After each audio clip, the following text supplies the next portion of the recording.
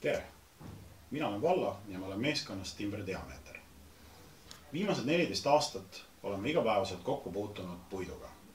Ja kõik see aeg on olnud minu parimaks abimeheks puidu mõõtmisel vana hea mõõdulint. Meie meeskonna idee on asendada mõõdulint nutiseadmega, mis võimaldaks mõõta kiiresti ja täpselt puidu koguseid ja teha seda ka hiljem taasesitataval kujul. Kuidas meie äpp töötab? Tal on 3 võimalust.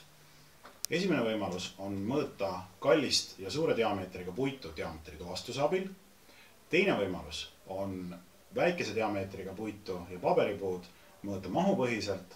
Ja on ka 3. võimalus mõõta väga suuri puiduvirnasid, just nimelt neid virnasid, mis ei taha ära mahtuda nutitelefoni ekraanile. Kes on meie potentsiaalsed kliendid? Meie potentsiaalseteks klientideks on kõik metsa ja puiduga tegelevad ettevõtted ja nende töötajad, ka transpordifirmad, logistikafirmad ja sadamaoperaatorid. Mis kasu nad sellest saavad?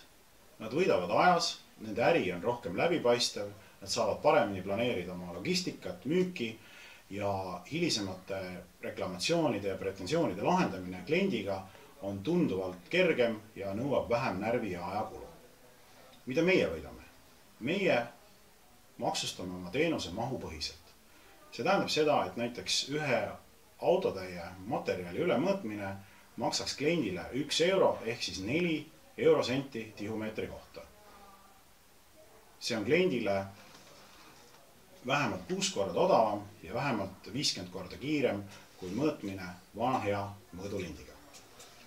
Meie sihtturgudeks on Eesti, Balti riigid ja Skandinaavia. Miks? Sellepärast, et just nendes riikides kasvavad samad puuliigid, mis ka Eestis. Ja seetõttu on nendele turgudele palju lihtsam siseneda. Meie meeskond kogunes esimest korda Garage 48 ja pärast seda, kui me võitsime selle workshopi, oleme oma äppi edasi arendanud ja andnud seda testida ka mitmele Eesti ja ühele rahvusvahelisele metsafirmale. Nende poolt saadud tagasiside on olnud väga kasulik ja julgustav. Lisaks oleme me saanud ka hea kontakti ühe ülikooliga, kes on nõus aitama meil edasi arendada diameetri tuvastuse algoritmi.